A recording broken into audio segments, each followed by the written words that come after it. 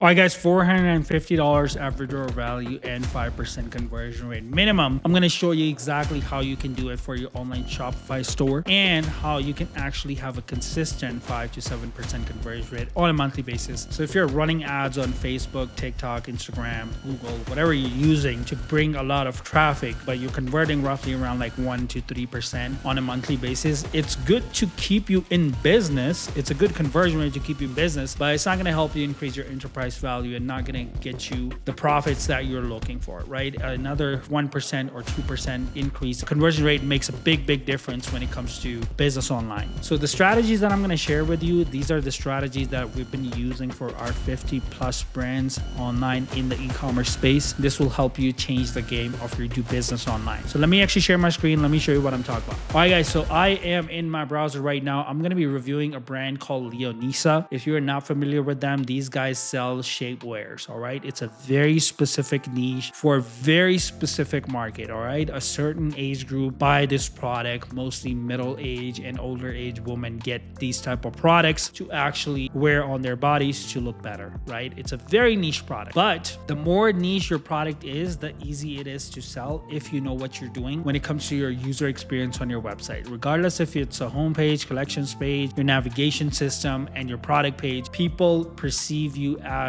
if they perceive you as a premium brand, they're gonna pay the most premium price possible in the whole marketplace. That's what we do. So this product is cost $50 on this website. You can go on Amazon and you can buy the same exact product for like $10, $15 from other sellers. But Leonisa, it's a multi-billion-dollar company, and they have multiple categories of men, female, medical. They have some other brands as well that they work under with. And the way that they actually became a behemoth is selling the most amount of money for their products and giving the best user experience possible on their product pages. So if you see on the left side, I'm going to show you the thumbnails first, and then we're going to jump on the right side, which is just the buy box area and what type of offers they're doing on their product pages in order to increase their average order value, how you can get as a brand owner up to like 5% on a monthly basis. So first thing first, when it comes to thumbnails, we use infographic thumbnails. I would suggest using thumbnails that are infographic where you can educate consumer around what the product is. I always talk about this in my videos. If you see right here, this is a zoomed in picture. It says the triangle mesh cutouts for flexibility. They're talking about natural butt lift and how the product is invisible or undetectable under clothes, so you don't get nervous or like you don't get embarrassed if people find out like that you're wearing this stuff.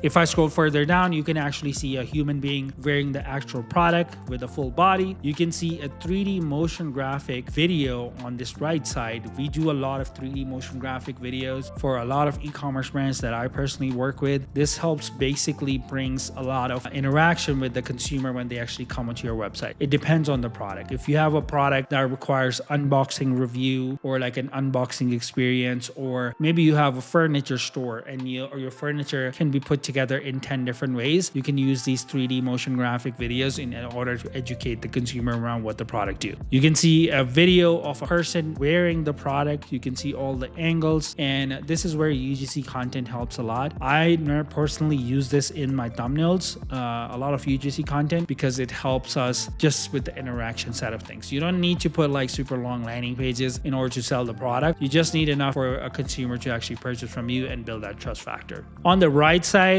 I'm going to show you one interesting thing, and that is the buy box area. Now, this is a clothing brand. They don't have to sell it by the packs. They don't have to sell like different sizes compared to like different products. They only keep it very simple. You get two options, black and natural color, and then you get two sizes options, which is small and large, or like small or medium is the same, large and XL is the same size. Because this is a body shaper, you don't need like 10 different sizes. So they keep it simple. Now here we use multiple options.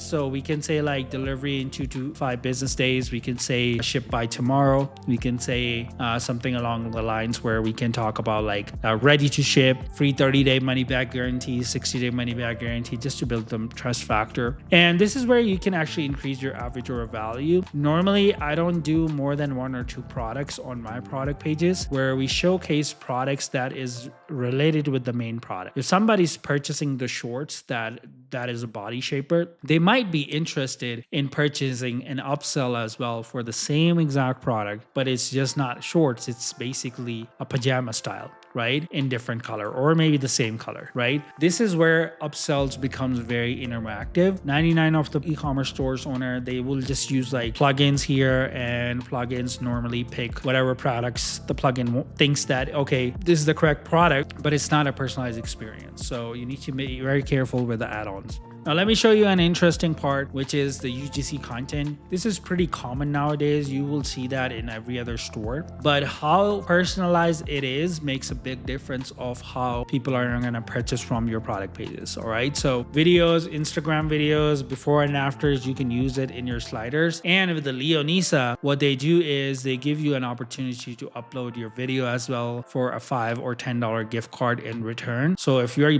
purchasing their product, you can upload the video and you can get that gift card. And as a brand, they get personalized reviews that they can put it on their website and their Instagram. Now, if you go on leonisa.com, they're using the same exact structure throughout their website. But the interesting thing is, regardless if they're using the same structure or not, they are very personalized exactly around what the product page is. And they only educate you around that product. They will educate you around technology, how the fabric is, what is the material, how often you should wear it, cleaning, all that stuff. They're educating you for this product only. They don't want you to go on any other product pages. They want to make sure that you are on this product page that you purchase from here. A lot of brands that I personally work with, they sometimes e-commerce store owners, they have like 50,000, 100,000 SKUs or like 200,000 products in the store, right? It's an overload of products. We need to make sure, regardless of the situation, people first purchase from the product page that they're on, compared to if I go on shapewear and if I go on like a lot of different product pages, I'm gonna get confused and I'm gonna eventually bounce and I'm not gonna purchase anything. So you need to make sure when people are on the product page, they're purchasing from you. All right, guys. So if you're struggling with design, development, strategy, user experience, conversion rate, average order value, everything is mess for your e-commerce business. You're converting anywhere from like 1 to 3%. You're running ads and you're like, man, I cannot get past this conversion rate and I cannot figure out how to do it. You can always contact me. My calendar link is in the description below. I'm happy to help you. And as always, I'll see you in the next video. Goodbye.